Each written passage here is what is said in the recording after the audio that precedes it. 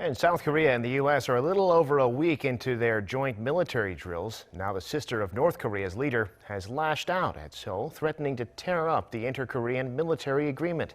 The regime's also sent its first warning to the new administration in the U.S. Dami has more. With 2 days left in the Allies' joint drills, North Korea's Kim Yo-jong has warned that the peaceful spring days of 3 years ago are unlikely to return to the Korean Peninsula. It's assumed she was referring to when the leaders of the two Koreas held their first historic meeting.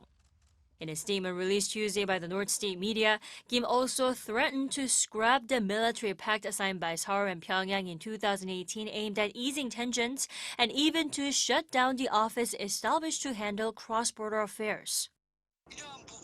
These warnings don't necessarily mean that the North will really act on them. Rather, they're an indirect message that the regime is willing to talk, even about cooperation on virus prevention measures, as long as the South shows some sincerity, like by not raising tensions through the joint drills. The warning also came as U.S. Secretary of State Antony Blinken and Secretary of Defense Lloyd Austin arrived in Tokyo for meetings there a day ahead of their visit to Seoul.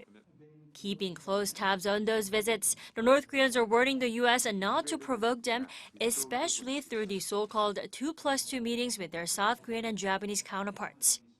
And for the first time, there was also an official message to the Biden administration, which reached out to the regime in the past month, only to be ignored. The North is sending a more impactful message to the U.S. by criticizing the joint drills and by making inter-Korean ties more rocky. It's also reaffirming its long-held stance that there will be no talks unless sanctions against the regime are lifted. Pointing out that the drills are merely a regular defensive training session, Seoul's defense ministry rejected Kim Yo-jong's comments, saying that the military pact she threatened to scrap has played a crucial role securing regional peace and stability. We urge the North to show a more flexible attitude by engaging in talks to secure permanent peace on the peninsula. Also, the Unification Ministry said Seoul and Washington will discuss North Korea issues in detail and that Seoul's efforts to resume dialogue and cooperation will continue. Dami, Arirang News.